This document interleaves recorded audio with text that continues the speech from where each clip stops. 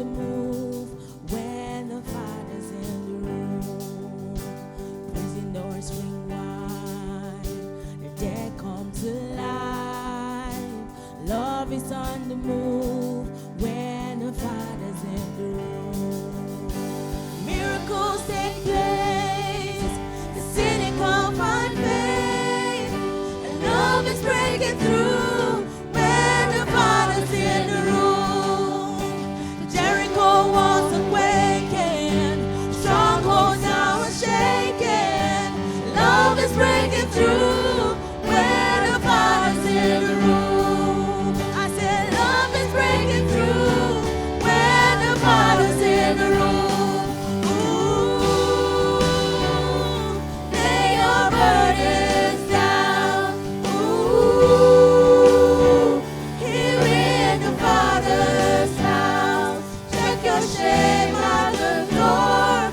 It ain't welcome anymore. You're in the Father's house. Lay your burdens down. Here in the Father's house. Check your shame at the door. It ain't welcome anymore. You're in the Father's house. Lay your burdens down. Here in the Father's house. Check your shame at the door. It ain't welcome anymore. You're in the Father's house. Good morning, church. Can I invite you all to stand up as we bless God this morning? Lord, we give you praise for another time to be with you in your presence, to be in your house, Lord. We are grateful. We ask, Lord, that you speak to our hearts. We ask that you touch our hearts. We ask that you meet us at the point of our needs. In Jesus' name. Lord, I pray for everyone here that you just help us to see you, Lord, this morning and even in our lives, in our daily lives. In Jesus' name. Amen.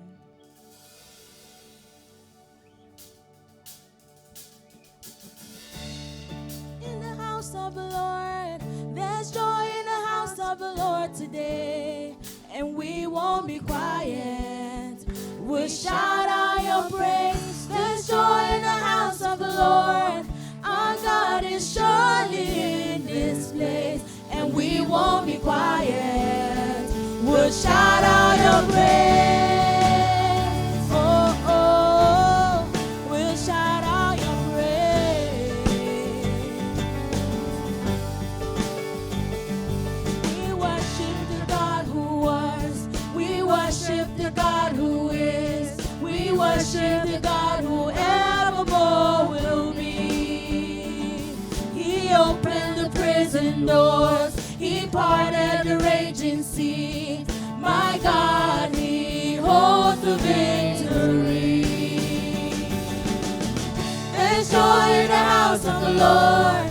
There's joy in the house of the Lord today, and we won't be quiet.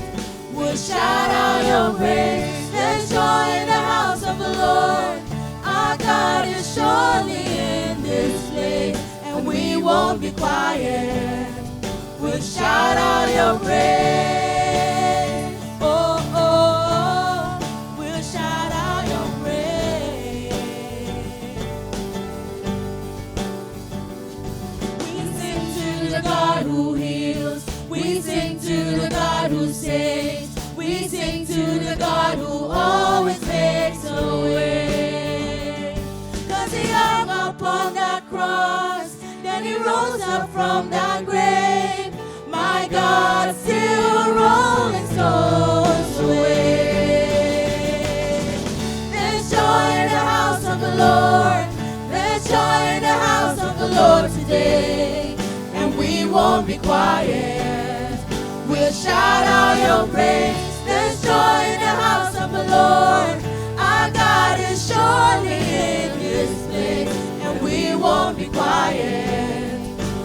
shout out your praise. Oh, oh, we'll shout out your praise. We'll shout out your praise. Oh, oh, we'll shout out your praise. We were the beggars, now we're royalty. We were the prisoners, now we're running free. We are forgiven, accepted, redeemed by His grace. Let the house of the Lord sing praise. We were the beggars, now we're royalty. We were the prisoners, now we're running free. We are forgiven, accepted, redeemed by His grace. Let the house of the Lord sing praise. There's joy in the house of the Lord. There's joy in the house of the Lord today. And we won't be quiet. We'll shout out your praise. There's joy in the house of the Lord. Our God is surely in this place. And we won't be quiet. We'll shout out your praise. There's joy in the house of the Lord. There's joy in the house of the Lord today. And we won't be quiet. We'll shout out your praise. There's joy in the house of the Lord. Our God is surely in this place. And we won't be quiet. We'll shout out your praise. Oh, oh, oh. We'll shout out your praise. We'll shout out your praise. Oh, oh, oh. We'll shout out your praise. Shout out your praise. Thank you, Lord Jesus.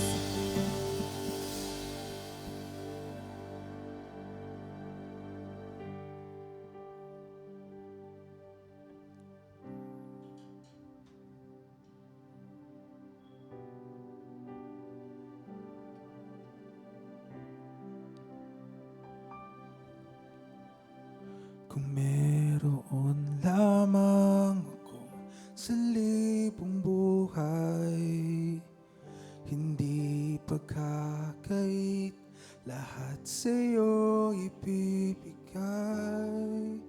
Gayon pa man sa'king nag-iisang taglay, ibalaan bawat saglit upang ibigin ka nang walang humpay. Ating ulitin ulit.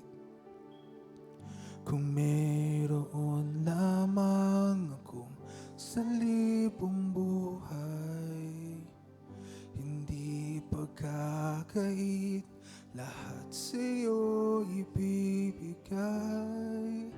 Gayon pa man sa'king nag-iisang taglay, ilalaan bawat saglit upang ibigin ka nang walang humpay. Gaya ng dagat na hindi mapapagal sa pag-alon, puso ko ay sa'yo nagmamahal. Sa habang panahon, natatanging kayamanan ko, ikaw ay sambahin. Wakas na pagsinta, iyong dinggin, kalakip na awitin.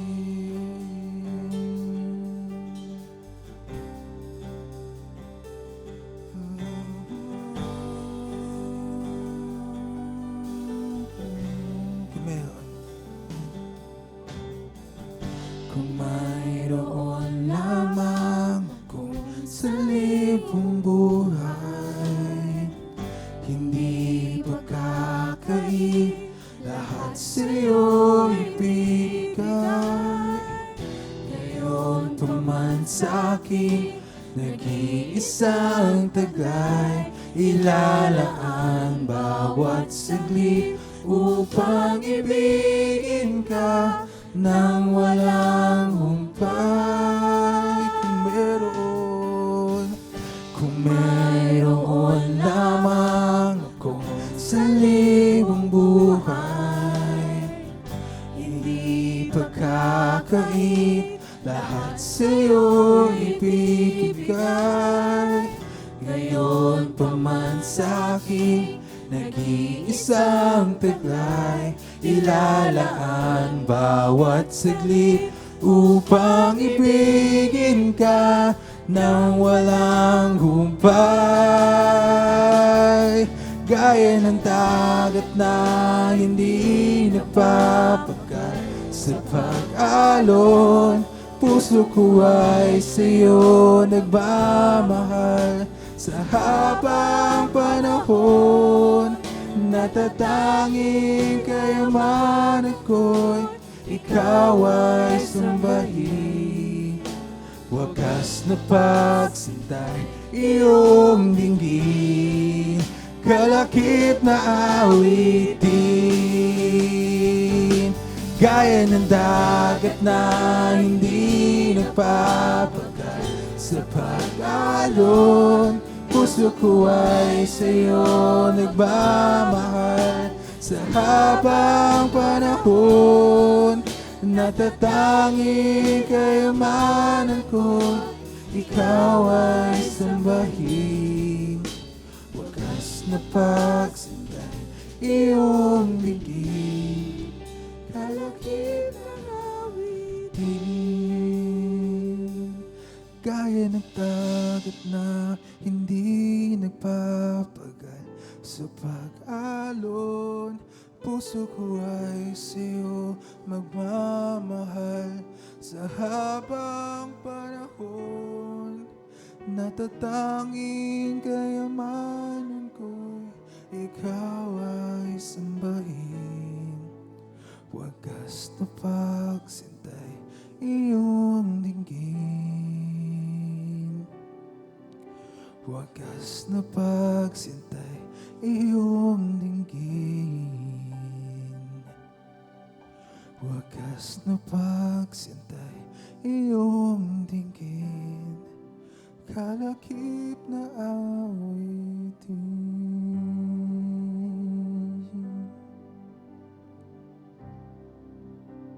Thank you, Lord. We worship you, Lord, this morning. We welcome you here, Lord. We ask that you be the center of everything about us, Lord. We surrender our lives. We surrender everything to you, Lord. Take your place in our lives, which is number one. Help us to put you first in everything we do, Lord. Thank you, Father.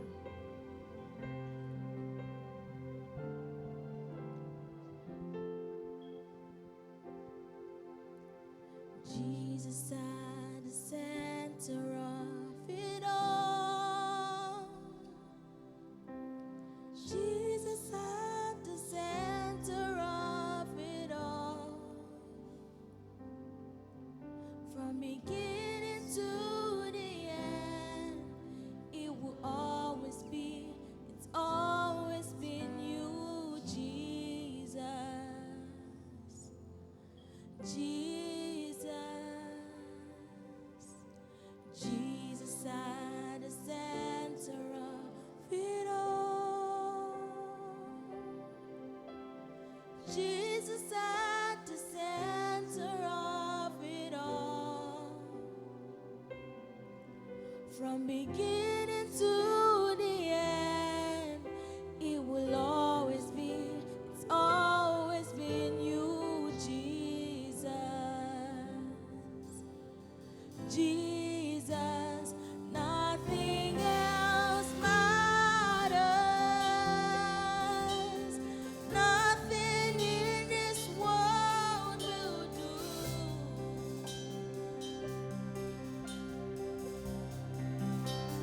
Jesus, you're the center. Everything revolves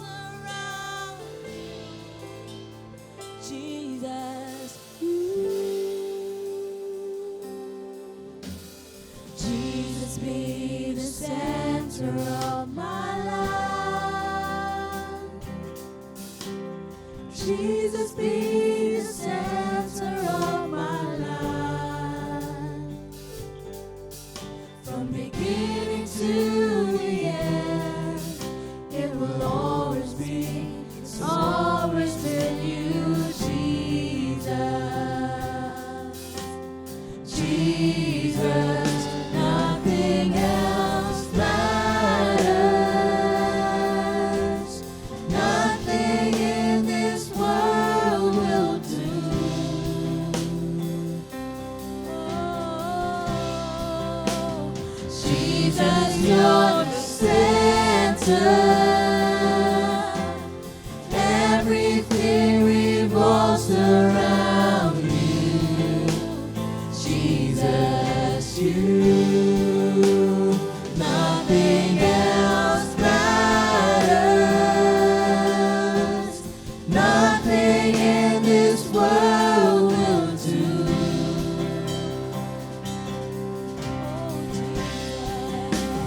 Jesus, you're the center. Everything revolves around you. Jesus, you. From my heart to the heavens, Jesus be the center. It's all about you. Yes, it's all about you. From my heart to the heavens, Jesus be the center. It's all about you. Yes, it's all about you. From my heart to the heavens, Jesus be the center. It's all about you. Yes, it's all about you. From my heart to the heavens, Jesus be the center. It's all about you. Yes, it's all about you. From my heart to the heavens, Jesus be the center. It's all about you. Yes, it's all about you.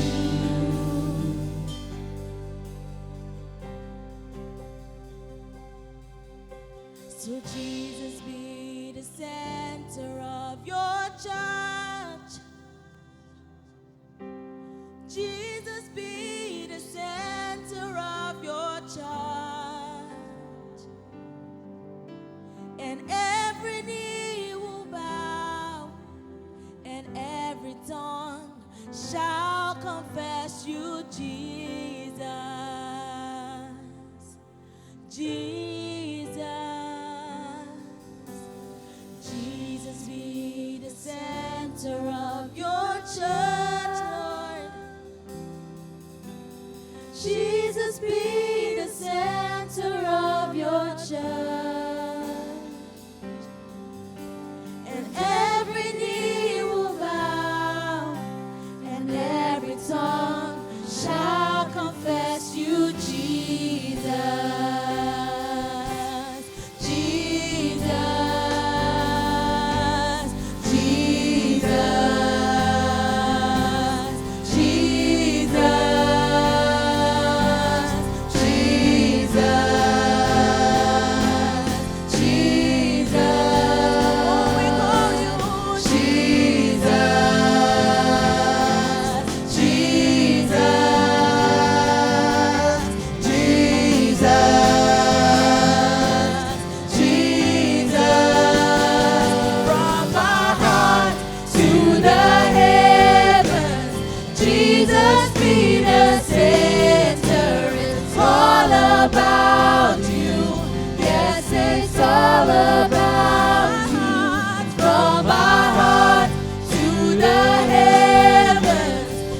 Jesus be the center. It's all about you. Yes, it's all about you. From our heart to the heavens, Jesus be the center. It's all about you. Yes, it's all about you. Hallelujah, Lord. Hallelujah, Lord. Jesus, be the center of our heart, Lord, Father God. We submit to you, Father God. We offer our life as a living sacrifice, Lord, Father God. Hallelujah, Lord.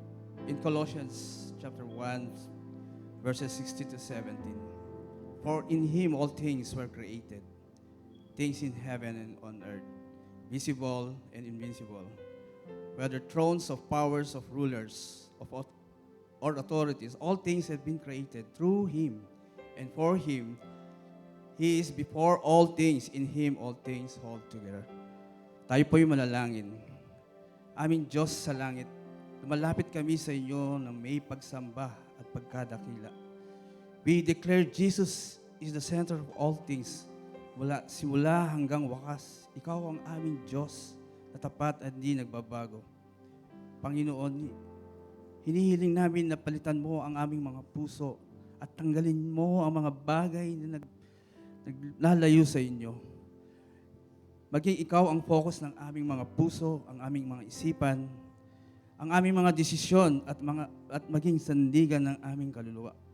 Panginoon, alam namin ikaw ang Diyos ng mga himala. Walang imposible sa inyo. Bigyan mo kami ng lakas, ng loob upang magtiwala sa inyong mga plano kahit di pa namin ito nakikita. Panginoon, salamat na ikaw ang Diyos na sumasagot sa aming mga panalangin. Naniniwala kami na ikaw ay kumikilos para sa aming kabutihan at sa inyong kaluwalhatian. Gabayan mo kami sa aming pamilya, sa aming mga relasyon, at sa aming pang-araw-araw na gawain. Turuan mo kaming mamuhay ng may pagkukumbaba, pagmamahal at pagsunod sa iyong kalooban upang makita ng ito ng ibang. At we declare, Lord Father God, that you are our God, our center of our lives. Ikaw ang aming tagapagligtas, ang aming pag-asa, ang aming lahat-lahat. At ito ang aming panalangin sa matamis na pangalan ni Jesus. Amen. Amen. Bago po tayong maupo, let's greet one another. At ating few announcement po.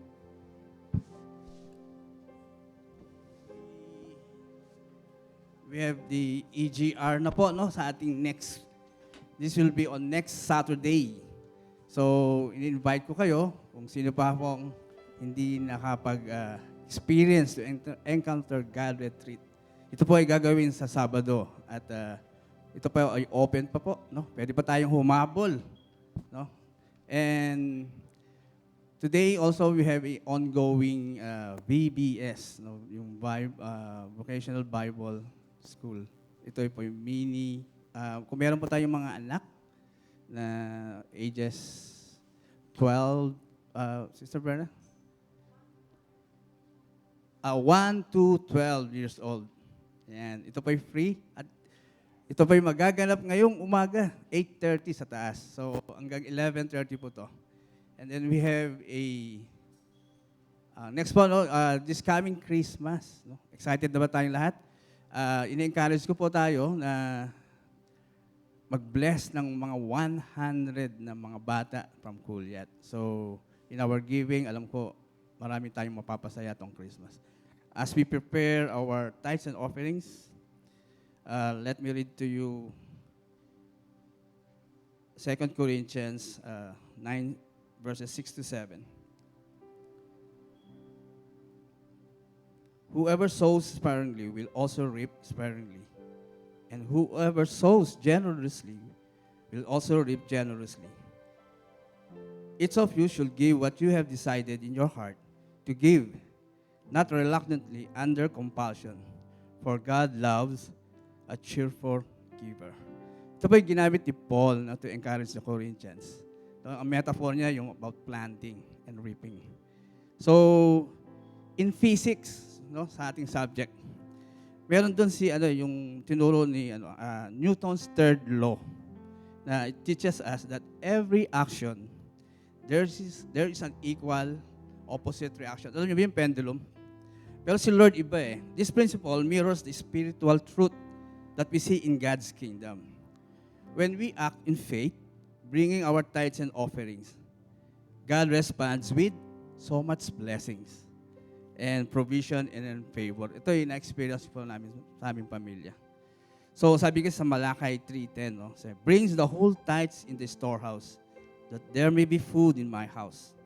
Test me in this, says the Lord Almighty, and see if I will not throw open the floodgates of heaven and pour out so much blessing that there will be no room enough to store it. So when we give generously, God reacts by meeting our needs and opening doors we could never imagine. But notice this, no? God is not looking for a gift out of pressure, di ba? Or obligation. He delights in a cheerful giver. Someone whose heart overflows with gratitude for His of goodness. Today, as we prepare our tithes and offerings, let's give it cheerfully and faithfully. Tayo po'y manalangin.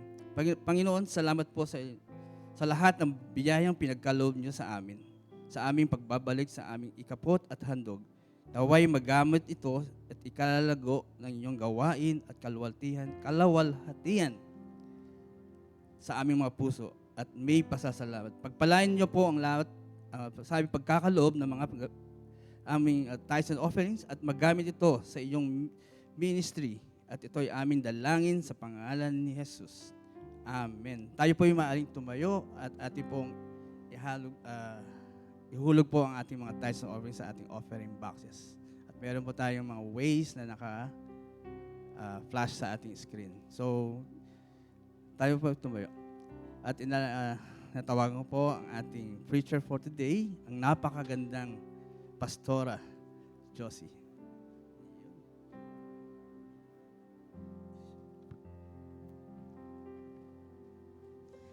Good morning po sa inyong lahat.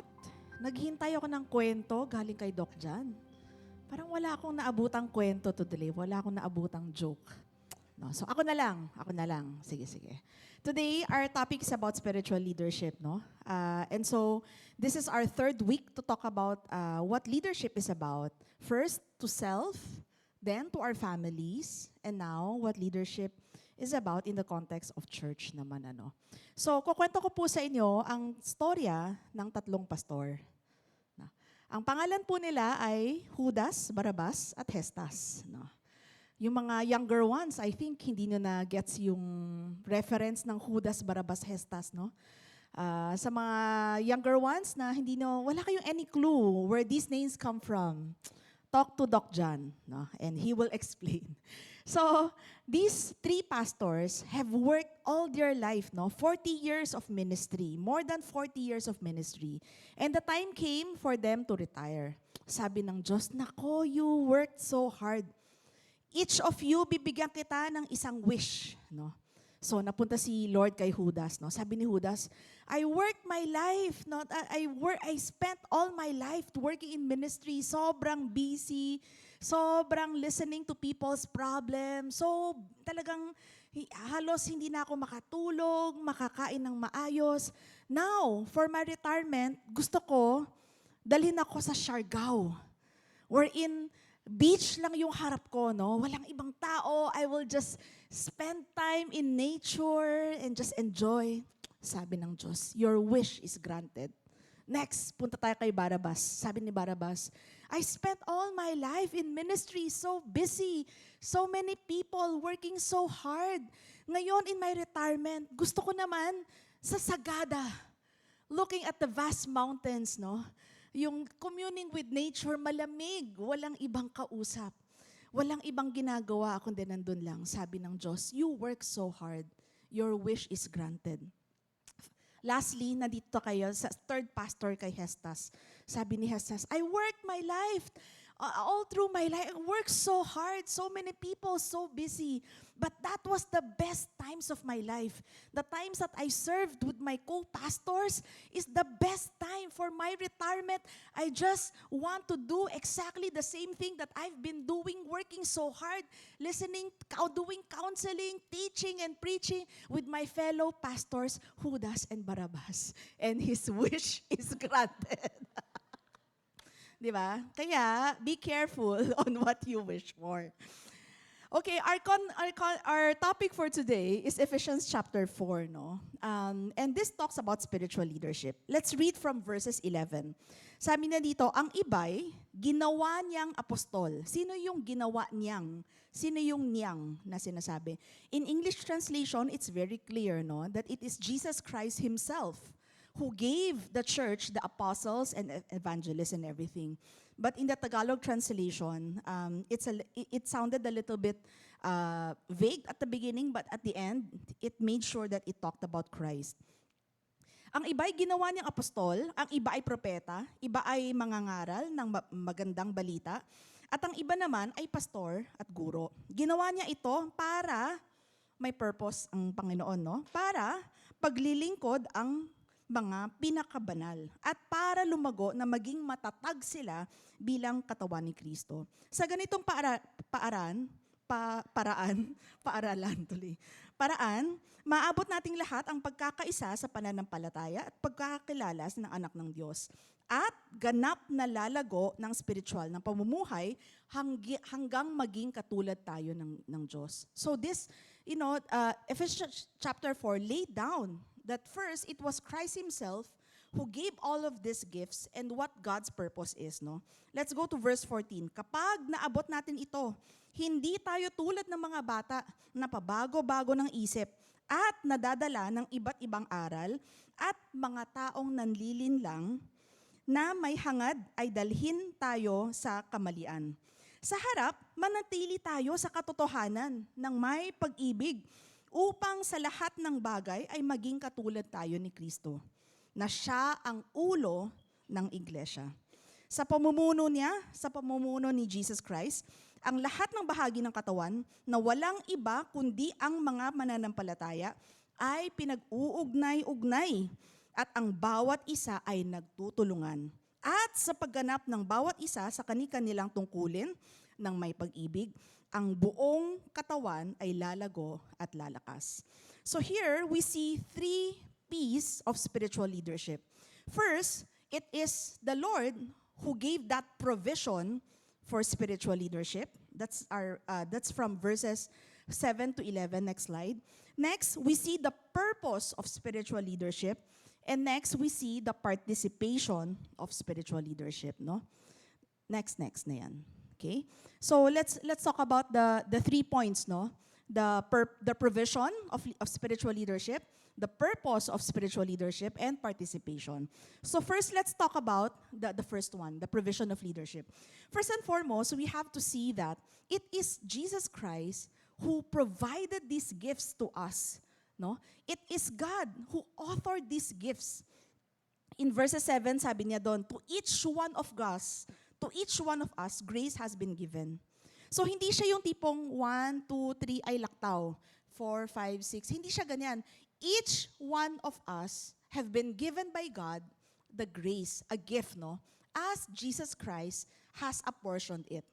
So, it is Christ Himself who gave and appointed these gifts to each person, no? And we know that God is the greatest gift giver. It's gonna be Christmas once again. And every year, no, it's so hard for me to think about gifts. Because, parang feeling ko, gift has to be something that's special for the person, useful for that person, and the person should appreciate, no? But God is the greatest gift giver of all. There is no faultiness in God, no? God starts with the gift of spiritual leadership to the church, no? Each one of us receives a unique gift. We are not an accident. Each one of us is part of the body of Christ. Sa dinami-dami ng simbahan, no? Kahit nandito lang sa Makati area, the Lord brought you here for a very special purpose. Because the Lord has placed you in this particular local body of Christ to fulfill His purpose for this local body of Christ and to the greater body in all, no? And this gift-giving na binigay ni Jesus Christ is not according to our performance. Hindi siya according to merit. Hindi siya merit system. Hindi dahil meron tayong ginawang ganon or dahil mabuti tayo, kaya niya tayo binigyan ng ganong klaseng gift. Kundi it's something that we didn't earn for. It is by the measure of God that He decided to give us this gift. So what does this mean, no?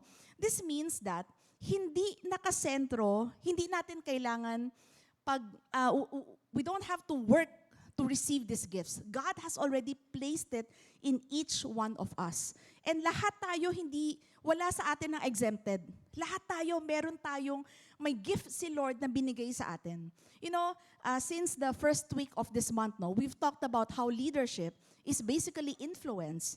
And each of us has an influence to at least one person in our life. So all of us, the Lord has called us to be leaders in our own circle of influences. But more so, in this church and in other areas of our lives, the Lord has placed a higher calling. Kasi itong gift na to, merong purpose, no? So ibig sabihin dito, hindi tayo dapat mag-cancel ng gift natin. We should not cheat our gift. Paano natin i-cheat yung gift, no? Next slide na yun. Is that we can cheat our gift by not using it. We can cancel our gift by not maximizing it, no? So to the church, we should not cheat, cancel, or cast out our gifts, no?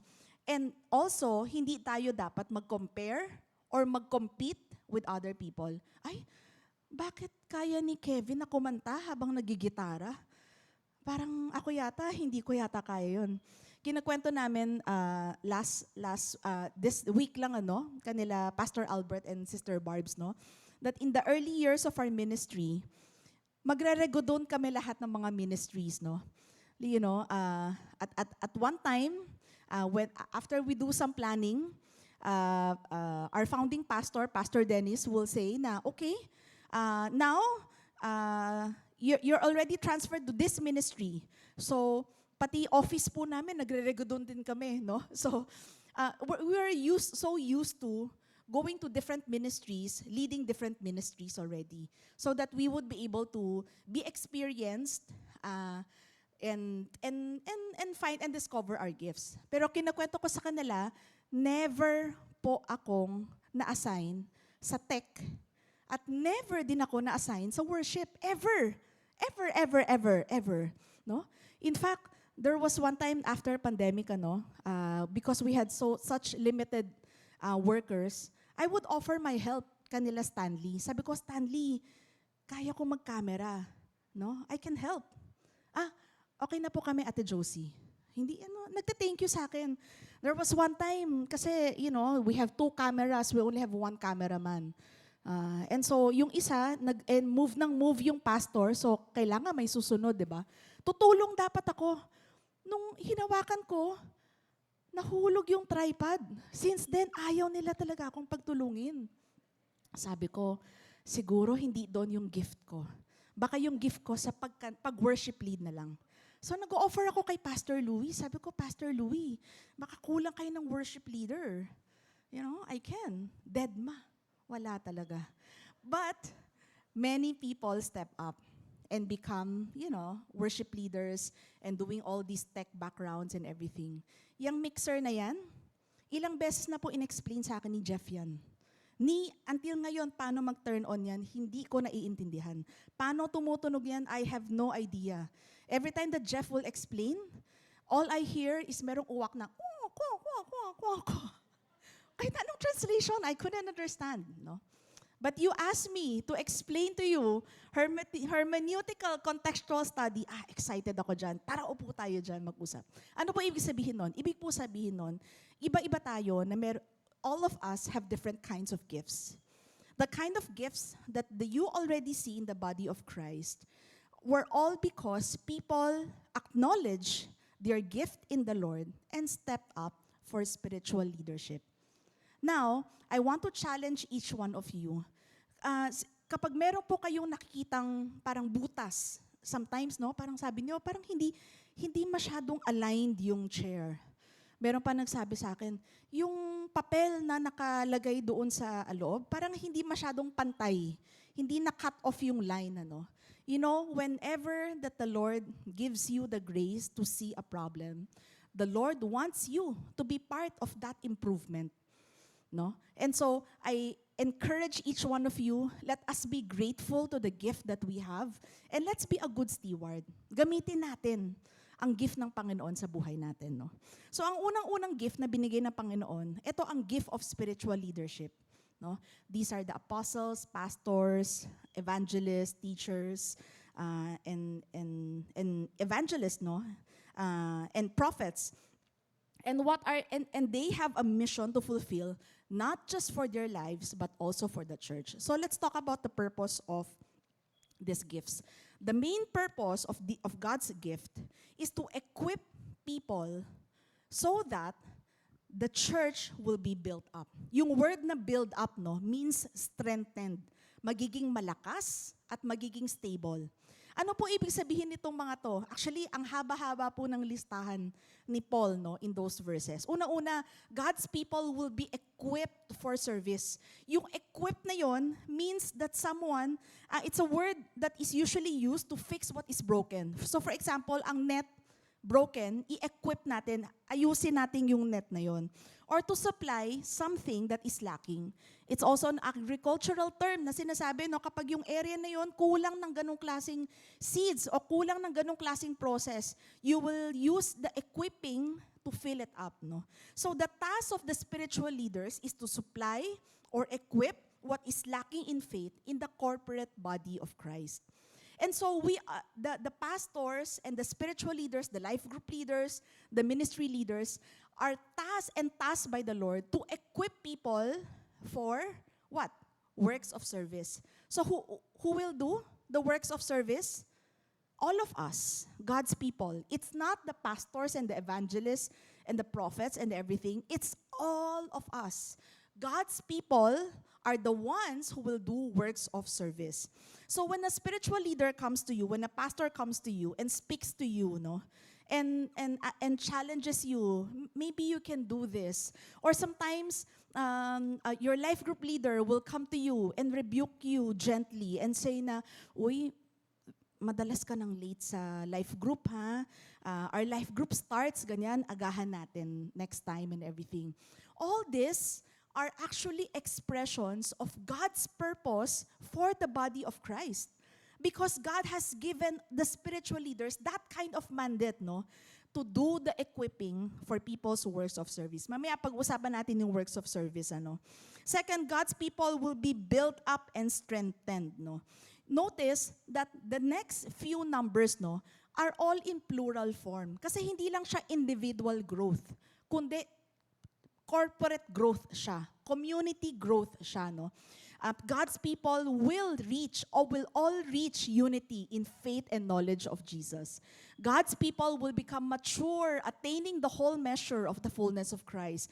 God's people will be protected from false teaching, no? The deceitful scheming of false teachers. And so what is Paul painting here? Paul is painting a picture of a church who is continuously growing, continuously maturing. Actually, yung isang example na binigay ni Paul dito, that we will no longer be like infants. Hindi na tayo na parang bata, na kayang-kaya when there's every flashy wind of teaching, we will be swayed by it. When there's a flashy prophet that can predict the future, that can talk about what God's will is in your life, you will be so attracted to get there. No. God wants all of us to become into a place of spiritual maturity that we will, in character and also in understanding and teaching and doctrine, all of us will be protected from false teaching and deceitful scheming. Alam niyo po, ang bata, ang bilis pang ilinlang eh. Diba? Yun yung term na ginamit eh. When there's a kid who, for example, wants a candy, nangungulit siya ng candy. What do? You just point the kid to a shinier thing. And the kid will forget about that, di ba? Yung strategy of distraction, di ba? And everything. Tapos kapag napunta na siya, ay, wow, mas interesting to. Makakalimutan na niya yung aspect na yun. Ganon din tayo when it comes to faith. And we are like infants, baby Christians in faith. When there's a flashy teaching, we forget. And there's a problem in our lives. There's a crisis. We sometimes forget who we are in our identity in Christ. And so it is the role of spiritual leadership to equip each person, the whole body of Christ, so that we would be so strengthened and so stabilized in our faith that we will attain the full measure of the fullness of Christ. Let's go to the next slide, no? Ang haba pa ng ano niya dito eh. God's people will speak the truth in love. You know, this is so hard, ah. When it's talking about speaking the truth, it talks about speaking the biblical truth. Speaking what God's version of truth is. Because in our generation right now, there's this concept about relativism, wherein truth is relative. It depends. In the way that you understand it, if it's true for you, then that's truth for you. No. The Bible speaks about certain absolute truths, no? God's truth. And so when it says here that all of us, God's people, will be equipped to speak the truth in love, it means that all of us will come into such faith and knowledge of Jesus Christ that we're able to speak what the Bible says to each other in a manner that is loving, gentle, and full of compassion. Do you know sometimes rebuke, hindi sometimes, oftentimes, no? Rebuke is an act of love. However, sometimes when we rebuke without the gentleness and love, nagiging condemning siya, no? So, it means this particular text teaches us that as God's people, we should be equipped enough to know God's truth and to have that kind of character that when we share this out, when we speak this out, even if the person is hurt, that person will be strengthened in faith. Amen po ba dyan? Amen? Next, God's people will grow and become in every aspect the mature body of Christ. God's people will live as Christ as the head. Christ as head, no? Not what we want, but what God wants. No? I is a bent C. Let the letter I, which talks about self, is a posture of someone who is bowed down before the lordship of Jesus Christ. No? So it is no longer I who lives, but Christ who lives in me. That's the kind of parang lifestyle action that each one of us should live for, no? With Christ as head. And number 9, God's people will be joined and held together, supporting, growing, and loving each other. And the visual picture that Paul says here talks about the anatomy of man. Alam niyo po ba ang trabaho ng joints, no? The joints are used for the different bones to come together and that they would have flexibility of movement and stability of movement. My daughter used to, yung sport ng daughter ko before used to be in figure skating. And the greatest danger of figure skating is yung magkakaroon ng ankle injury because they're asked to twist and turn your ankles and everything and to do spins and stuff like that and everything. And so the boots ng yung ice skating shoes, no, is one of the most expensive shoes there is. Sa SM, there's a free rental, di ba, that we can use. But when you start taking classes and you start participating in the competitions and everything, hindi na po papayag ang mga coaches na gumamit ng mga free rentals, no? And we're asked to buy certain shoes na kapag kinatok mo, parang bakal talaga. And what do? They are to provide joints and stability, no? And so this is the picture that Paul used to talk about how each one of us should be in our relationship with each other. That our joints, that we are joints and ligaments together. We are to provide stability in faith towards each other. We are to be in a place of such loving, encouraging, supporting environment to each other that each of us will be able to grow in our faith, grow in our gifts in Christ, so that ang pinaka-final product nun, the whole body will be strengthened in Christ. We are all going to be equipped for service, and the church will be stable. The church would become a force to the world. The church would become a hospital to the world. The church will become a lighthouse to the world, pointing people to who Jesus Christ is. And this calling is not just an individual calling. It is a community calling for all of us. But it takes each and every person who will say yes to God. No? And lastly, God's people will see that each part does its work. This brings us to our third point, no, which is the participation of spiritual leadership. The verse here is in verse 16, as each part does its work. To equip His people for works of service. Each one of us should be doing all the works of service. So kailangan all hands on deck. Hindi yung tipong, kaya nyo na yan, okay na kayo dyan. Background na lang ako dito, wala na lang akong gagawin. I'll just pray for you and everything. And everything. No, God wants each one of us to have all hands on deck. Can you turn to the person beside you and say, ikaw yun? Can you turn to the person behind you, in front of you, and say, ikaw din yun. Ikaw yun. Lahat tayo, lahat tayo. Lahat tayo is asked by the Lord, each individual must work together according to God's design and purpose in our lives, in the way that He is intended.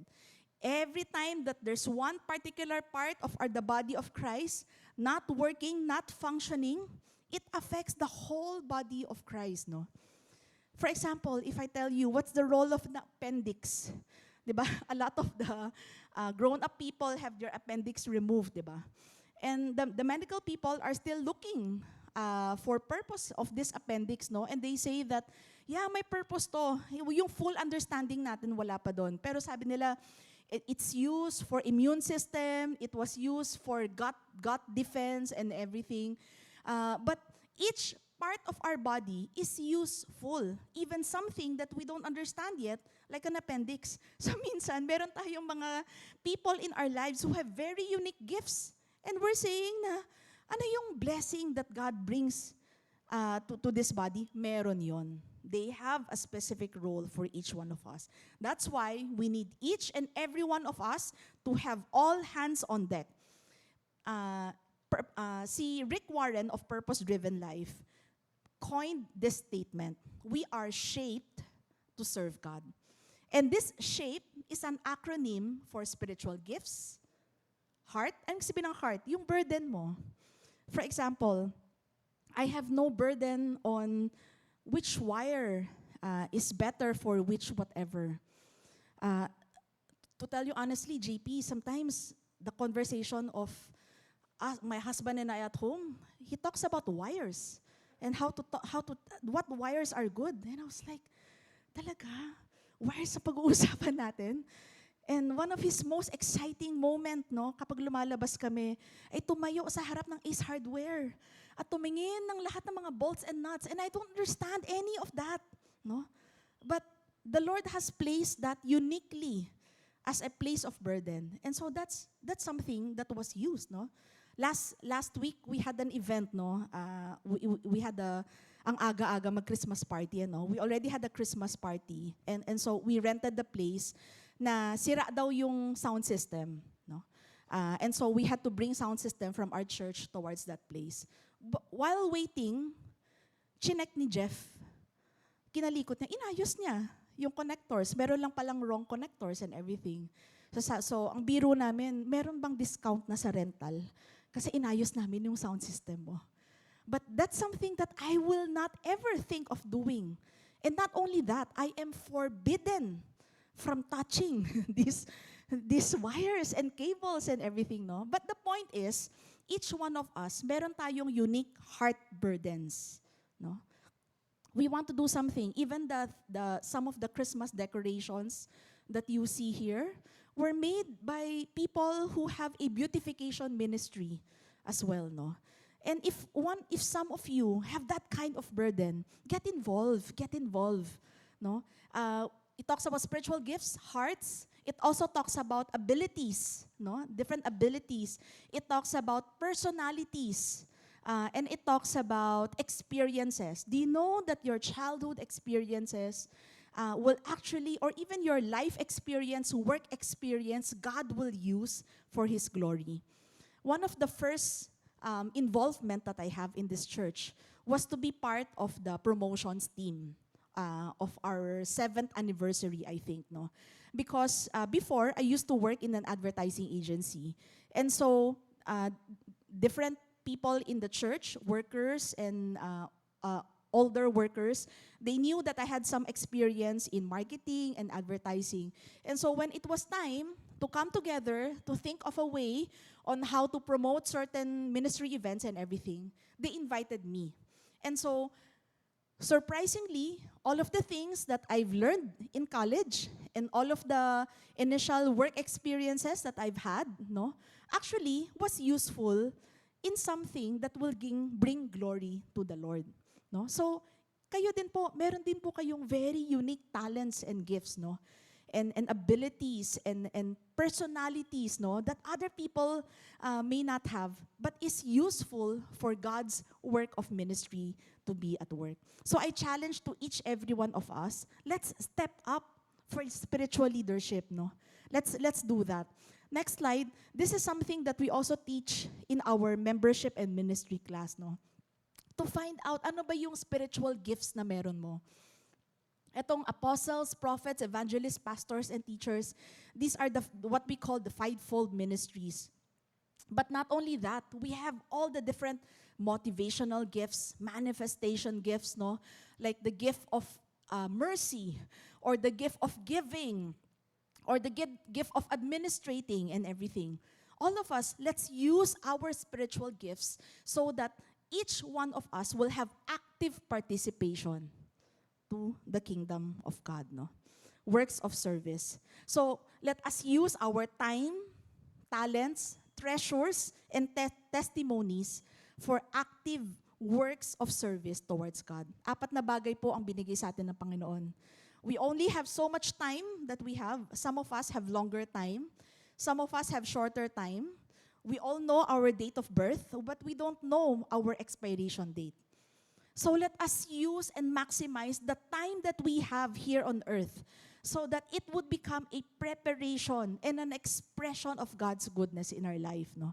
We also have our talents. Next slide na yan. Our talents talk about the things that we talk about, the shape, no? We talk about the treasures, no? The finances that we have, the different abilities that we have, no? And also, lastly, we also have our testimonies. Your life and your stories are those na wala yung iba, no? And so you can use these stories for God's glory. You know our bassist earlier, no, si Kuya Joel Fernando. One of his greatest, no, he has many contributions, but one of his greatest contributions is to bribe our drummer when he was young, kasi siya yung ninong nung drummer. And so nung bata yung drummer, he would bribe him, tara, burger tayo, church ka lang. And so that ninong ministry, no, produced talagang a solid man of God who's now a leader of his household and everything. But not only that, God, because he was faithful in being ninong to one, God expanded his ninong ministry. At ngayon, ninong na siya ng kasal ng lahat, no? Ng lahat ng mga ano yun, no? But what am I saying here? What I'm pointing out here is that each one of us have very unique stories and miracles of God's goodness in our life. Let us use those stories, let us use those testimonies to talk about who God is in our life so that we would come into a place where the expression of God is fulfilled in this local body of Christ. So I challenge each person, no, to use this time for God's glory. Can I ask the worship team to be here, no? Our pianist, no, Arthur, let me brag about him a little bit as he comes. He doesn't know. Hindi naman niya alam kung anong sasabihin ko. Actually, tinuturuan ko siya ng Tagalog. Di ba, Arturo? Yes. Si Arturo ay isang medical student, no? He came here when you were 16, no? Yeah. And I remembered when he was very new and he would go with us to Sukat Church, no? Ngayon kasi ang Sukat Church natin, they have their own worship team already. But Arthur used to go with us to Sukat Church before. I said, Arthur, sandali ka lang naman dito sa Pilipinas. Hindi natin alam kung gaano katagal ka makakastay. You know, let's train you, no, to preach the gospel. Let's train you to teach. Let's train you to worship lead. Let's train you to do everything so that when the Lord calls him to another place, he would be there. You know, all of us, we all have a place where God calls us to give a unique contribution here in this particular local church. No? Next year is going to be an exciting year. Let us dream of a church, no, that is an expression of God's goodness. Let's dream of a church that is built up, that is strengthened, where each one of us does God's work, and so that each one of us would be able to fulfill yung calling ni Lord, not just personally in our lives, but also in our church. Let's dream of a church wherein this would be a church where we produce missionaries and pastors and kids teachers and youth pastors and worship leaders and everything, ano, so that the next generation to the next generation to the next generation will grow into a church that is also healthy and strengthened. No? Can I ask each one of you to stand? No? These are the different ministries in church. No? We have our ushers team, our music team, our tech team. No? We have the different family ministries represented in the place. Different evangelism ministries, EGRs. We need lots of help in our EGR ministries. No? People who will invite people who will pray for people who will just serve food. No? We have the different church plants, no? The different marketplace ministry. Do you know that we have a ministry right now in one of the offices in Quezon City, wherein the business owner of that particular ministry said that, you know, I want my staff to grow, to know the Lord. And so, a specific time was dedicated to minister to these staff, no? And we're hoping that in the next months or even year to come, we would be able to hold a church plant in that particular place, no? And even missions. Next year, it's going to be a year wherein we are going to send out people and to bless the nations and to bless different places. And maybe the Lord is calling you to be part of that missionary journey, even if it's a short-term one. Start talking to the Lord and start saying yes to the Lord. We have different life, discipleship ministries in the area of life groups, teachings and trainings, and all the different ministries represented in this church. God has given us this gift of participation, and God expects active participation from each one of us, no? And so I hope that as we end this service today, we would have this kind of parang heart to say yes to the Lord, heart to say yes to God's calling in your life. Because as you say yes to God's call in your life, it means saying yes to God's call in this local church as well. So let's worship the Lord and use this time to say yes to the Lord.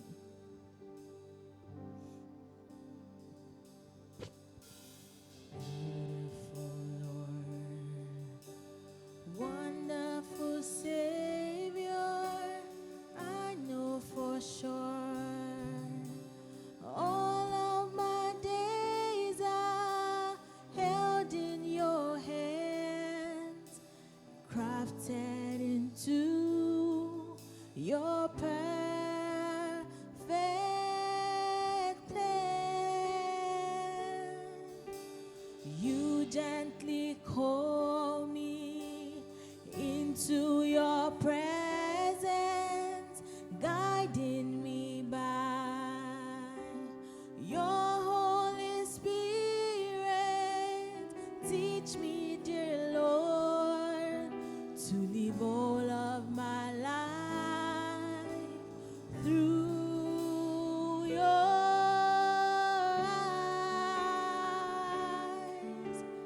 I'm captured